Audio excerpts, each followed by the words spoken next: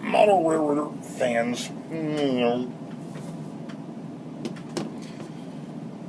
this happens to be Sunday, January the 7th of 2018. This is vlog number 1 for the Boeville and Newtown. And the theme of the night is the end, the beginning, or somewhere in between. I think that pretty much sums things up.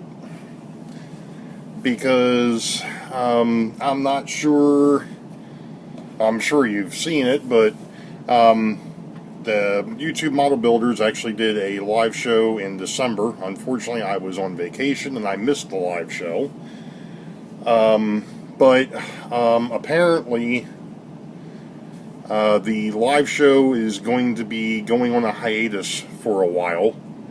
And the reason being is the fact that they have a hard time getting folks to come on the show. Not those of us that like to watch it, the people that actually are on it, the panel.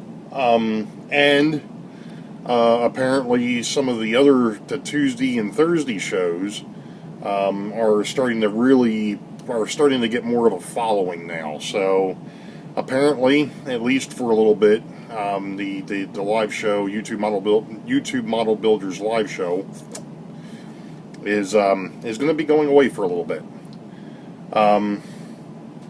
So that's one end.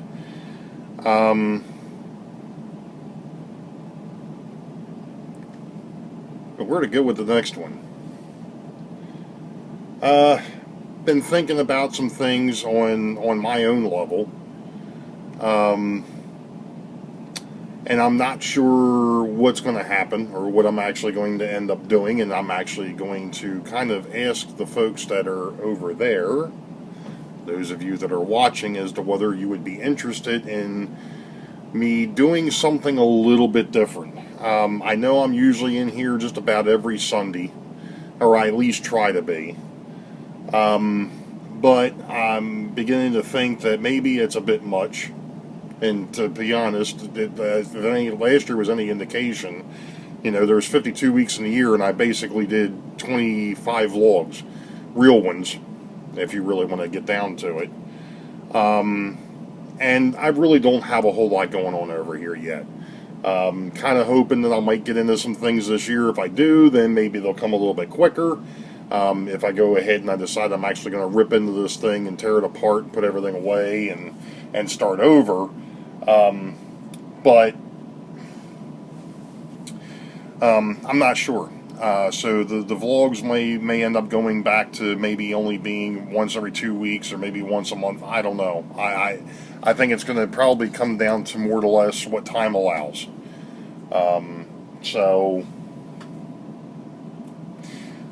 If you're wondering why I keep looking over here, it's because of the fact that my computer that I'm actually going to use to edit this video is in the process of doing a virus scan. And it's in actually pretty decent shape, but it needs to have some things cleaned up. So anyway, back on subject. So I don't know what's going to happen with the vlogs. I know that there's a lot of folks that look forward to them. I'm glad you all do. I appreciate that, and it's probably more for my humor than what I'm actually digging into down here, because I'm not really digging into much at all.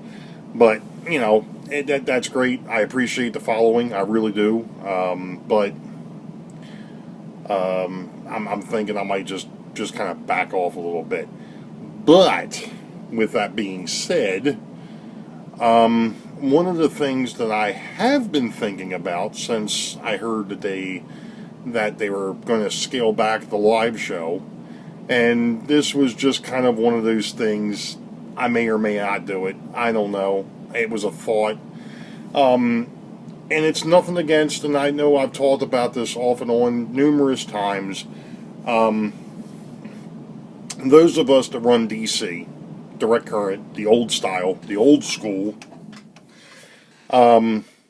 we're becoming fewer and farther between.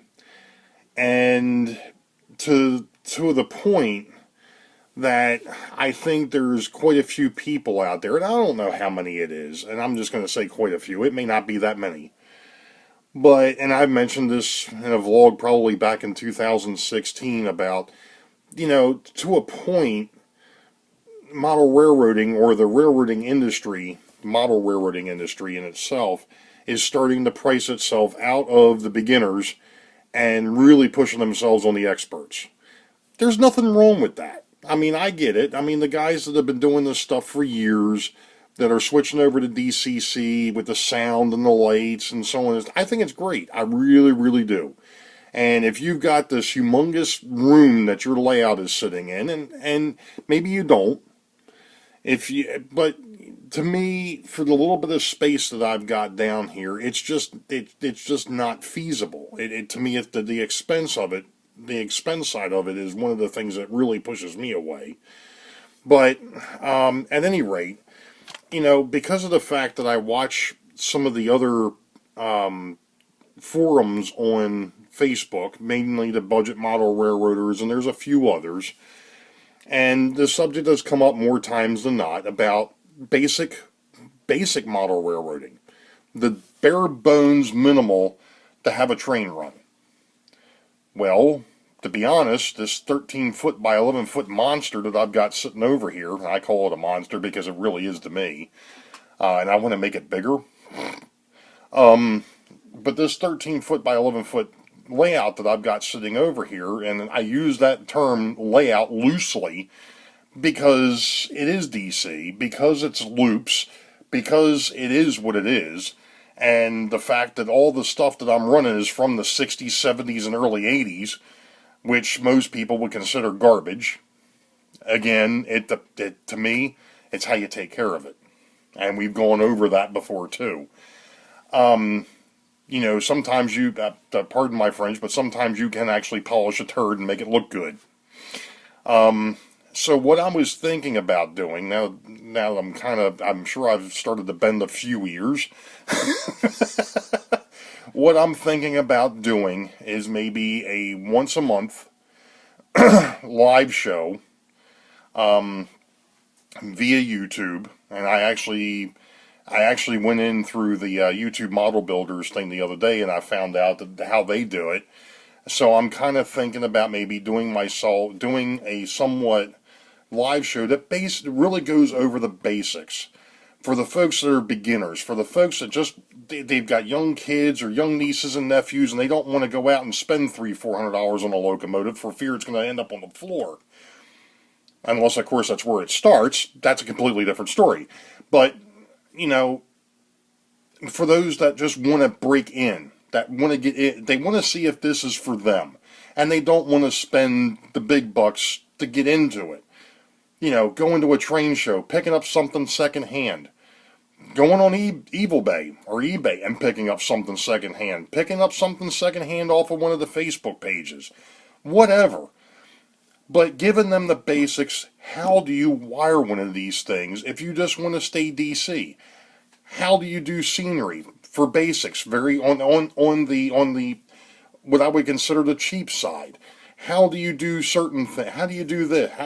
And there's going to be a long line of things, and the thought was running through my head of what you put out there, because years ago you used to end up with, this here happens to be a diagram of one of the three-way switch that I've got on my layout, and it shows you how to wire it. Well, there you go.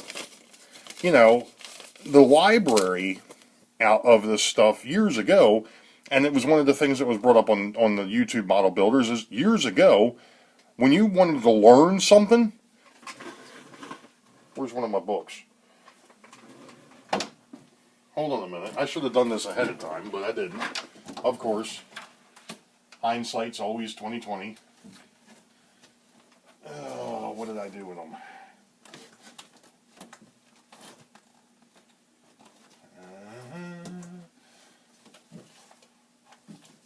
Dadgummit. I hate when I hide stuff from myself. Why do I do that? And I do it on a consistent basis. I love to hide things from myself. It makes things so much more enjoyable when you have to go rooting for it. Holy cow. know what? Here it is. I'm digging in the freaking closet. Pardon me.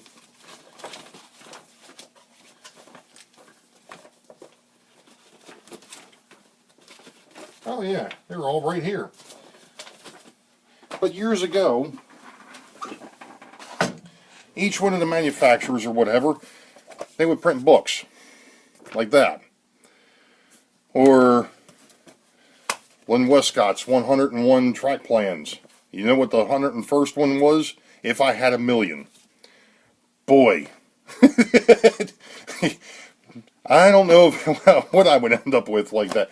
But, you know, you had step-by-step books. You know, that ran you through, you know, how to build a railroad. And this stuff is not electronic, I don't believe. Nobody's going to go ahead and make electronic copies of this stuff. You know, it's a shame, but they're not. They're not. And in this day and age where everybody, and it's not the newest, the old folk, but it's some of the newer, they want everything yesterday. You know. So, with that in mind, like I said, I was thinking, because I know that there are still a lot of followers of the old DC, you know, like I said, the old direct current layouts, and how do you wire these things? You know, how do you make passing sidings, and so on and so forth, that you can set up to where you can actually have two trains running, probably in opposite directions, on one single piece of track, and not have them run into each other. You know, how do you wire that? Mine's wired that way. It's not that hard. It's really not when you get down to it. Yeah, DCC is a heck of a lot easier. You just plug it in and you go. But, you know, you've got to worry about programming the decoders and things of that nature. So, yeah, it's a little bit more involved on that side. Yeah, with DC, there's a lot more wiring involved. But it's not that hard. It's really not. But I just don't know of too many people that have really dug into it, or if they have, maybe it's one of these things too, just like with DCC or some of the other things Scenery make. You know, you can ask 10 different people, get 10 different answers. You know, so why not? I'll throw my hat in the ring and we'll come up with 11 people with 11 different answers. But, you know, I just had that thought of maybe I'll do that. But I ask you all and see what you think. You know, would it be worth it to do a live show and just do segments? You know, maybe one week it's on, you know, wiring the track. Maybe another week it's how to wire a switch with the old twin coil machines. You know, how do you do scenery? You know, how do you do this? How do you do that? Building structures. And we're not talking about kit bashing and all that. That's more advanced. I'm talking about the very basics. You know, how do you make a decent structure? And again, there's stuff out there for that. I get it. But then again, how many of them are absolute nuts like I am? I'm nuts? Really? I didn't think so. Well, maybe I am. Anyway, so it's a thought. I don't know. I don't know if I'll do it or not. We'll see. Oh, I know what that was for. I got a screw loop. Never mind. I was about to say I've got a screw loose. I've got more than one screw loose. Trust me. They rattle around up there constantly. But so that's just the thoughts. It is what it is. So, you know, I don't know. Only thing I do know is I've been running my mouth now for 14 minutes. I want to do a couple real quick shout outs. M&M Rails, Mark, I finally got a chance to see your video on the on the mail call. If y'all haven't seen him, go ahead and check out M&M Rails. I'll put a link down in the description and you all can go check him out, subscribe. Good guy. He's probably just about as goofy as I am. He's a Canuck, Canadian, so he's up there with Sparky. But yeah, he was one of the winners in the contest that was held back in December, so he had a shout out to me, which I appreciate. Thank you, Mark. Thumbs up, sir. Thank you, thank you, thank you. You know, basically the rest of the shout out is to all my subscribers. Thank you for hanging around. I really do appreciate it. And like I said, we'll see where 2018 takes us. Not going to be any changes to the actual way I go ahead and edit my videos. I'm not going to change that again. I'm pretty happy with it at the moment. You know, I may mess around with it in 2019, but we'll see what happens. But other than that, you all know the deal. Wait for the highball. Green tracks ahead. We'll catch you all next time. Be safe. God bless. See ya.